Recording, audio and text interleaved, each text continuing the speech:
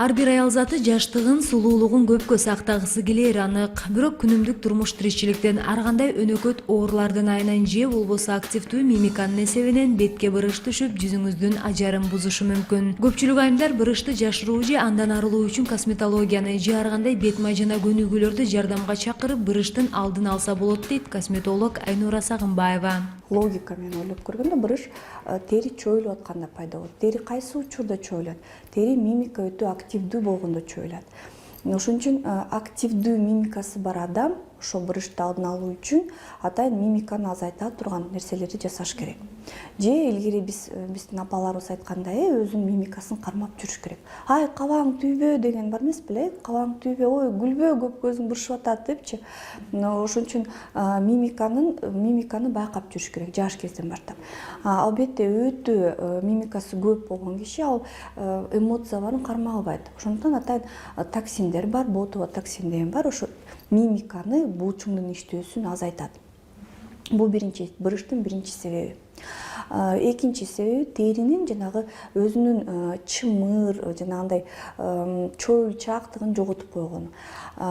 Бул жаш өткөн сайын болот.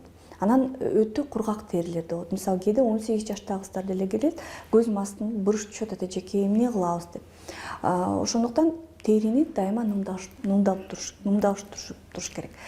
Кантип үй шартында ошол эле кремдерди колдонуп, ошол эле сывороткаларды колдонуп, ошол эле түнкү, күндүзгү кремдерди колдонуп, күндөн коргоп, маскалар жасап, бунун баары терини нымдаштырат дагы. Кийин ошо көпкө чейин чоюлчаак, бырыш түшпөгөндөй кылат да. Интернеттен бырышты алдын алуучу ар кандай көнүгүүлөрдү көрсөңүз болот. Бирок косметологдун айтымында көнүгүүнү жасоонун да өз эрежелери бар. Бир көрүп эле жасай берсеңиз, тескерисинче бырышты кетирүүнүн ордуна бетиңизге терс таасирин тийгизип алышыңыз мүмкүн экенин кошумчалайт. Албетте бунун бир нече пайыз чындыгы бар, бирок көбүнчө бырышты ал жол менен кетире албайбыз. Массаж бул жакшы нерсе. Бирок массажды жасаганды билиш керек. Анткени укалоонун өзүнүн эрежелери бар. Туура эмес жасалган укалоо, мисалы үй шартында жасагыла деп жанагындай эмелерди, сызыкчаларды көрсөтүп берип атканда, баары эле туура жасай албайт. Анын басымын билиш керек, анын сызыкчаларын туура жасаш керек. Туура эмес жасалса, тескерисинче терини жакшырткандын ордуна бырышты эрте түшүрүп алышыбыз мүмкүн да. Ал жөнүндө айтылбайт, албетте, жанагындай интернеттеги булактарда. Албетте мен адис катары биринчиден адиске барып, дайыма, мисалы, бир жылда бир курс массаж алып турганды сунуштайм. Анткени косметологдор медициналык илими бар, ошо укалоого колу көнгөн адистер. Мисалы, денеге укалоо жасаган адис бетке жасабайт. Бетке жасаган денеге жасабайт. Анткени экөөнүн басымы ар кандай болот, анан колду бузуп албайм деп жасабайт да. Косметологко барганга шартыңыз жок болсо же алыска аймактарда жашасаңыз, укалоонун жеңил түрү сунушталат. Бул укманы бетиңизге бет май же болбосо масканы коюп жатканда колдонсоңуз болот. Биринчиден беттеги сызыкчаларды жакшы билип алышыбыз керек. Бул сызыкчалар жалаң гана укалоого эмес, бул сызыкчалар негизи эле ар бир айымга кремди койгонго дагы, масканы койгонго дагы жардам берет. Анткени туура эмес, кээ бирөө мен байкайм, мынтип сүйкөп, мынтип көзүнүн тегерегин баарын бырыштырып сүйкөйт. Бул туура эмес. Кантип сүйкөшүбүз керек? Биринчи сызыкча мына ээктен кулактын түбүнө чейин.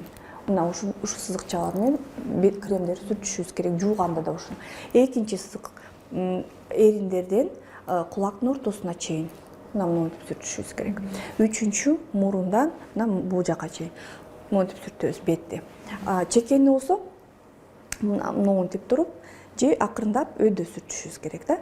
Көздүн тегереги ичтен сыртка, анан кайра ичке.